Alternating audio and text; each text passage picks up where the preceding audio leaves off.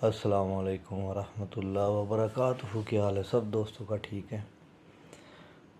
جو لوگ سردی کی وجہ سے پریشان ہیں کہ ان کے کبوتر بچے نہیں پال رہے اور کبوتر ٹھنڈ محسوس کر رہے ہیں، آج میں آپ کو ایک بہت زبردست ٹوٹکا بتانے لگا ہوں جس سے کبوتر بھی صحت مند رہیں گے اور بچوں کی پلائی اس سردی میں بھی بہت لاجواب ہوگی۔ آپ کی توقع سے زیادہ جو ہے نا رزلٹ رہے گا۔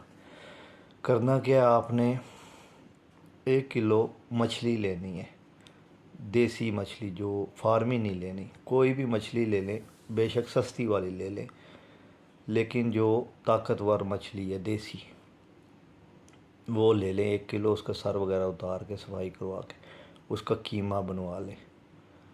اس کو 6 لیٹر پانی میں ڈالیں۔ اس میں جو آپ نے 6 چیزیں اور ڈالنی ہیں: بڑی الائچی، لونگ، دال چینی، کالی مرچ، اور ساتھ میں ڈالنا ہے آپ نے ادرک، لہسن۔ ٹھیک ہے؟ تھوڑا تھوڑا یہ ڈال کے تو اس کو جو ہے نا آپ نے بنانا ہے۔ جب پانی 3 کلو رہ جائے تو اتار لینا ہے۔ ٹھیک ہے؟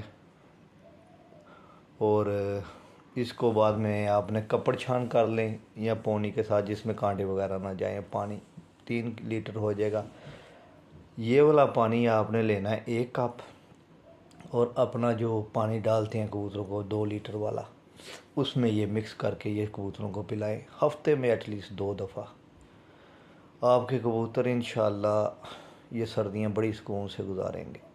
بچے بھی صحیح پلوائی میں آئیں گے اور ہر قسم کی ان کے اندر جو ہے نا وائٹامنس یا ہڈیوں کے جو بھی سب مضبوط ہوں گی، اور پروٹین وغیرہ۔ تو کوئی ایکسٹرا چیز کرنے ضرورت نہیں، بس یہ عمل کریں، انشاءاللہ آپ کو لاجواب رزلٹ ملے گا۔ دال چینی کا ٹکڑا جو ہے وہ 3 انچی کا لینا ہے۔ ٹھیک ہے؟ اور اس میں 1 پوتلی جو ہے اپنی تھوم کی، اور 20 روپے 40 روپے کا جو ہے ادرک، اتنا سا چھیل کے تھوڑا کریش کر کے وہ ڈال دیں۔ اور آپ نے 4 بڑی الائچیاں، 10 کالی مرچ، 10 لونگ، یہ چیزیں اس مقدار سے یہ بنانی ہے۔ تو پھر بتا رہا ہوں، 6 کلو پانی سادہ ڈالنا ہے اس میں، اور اس کو جو ہے نا آپ نے رکھ دینا آگ کے اوپر۔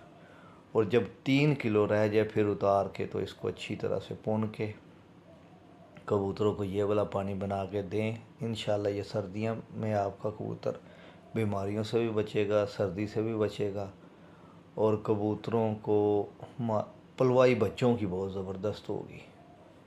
یہ آزمودہ ہے، آپ ٹرائی کریں، انشاءاللہ آپ کو رزلٹ ملے گا، اور دعاؤں میں یاد رکھیے گا۔ اللہ حافظ۔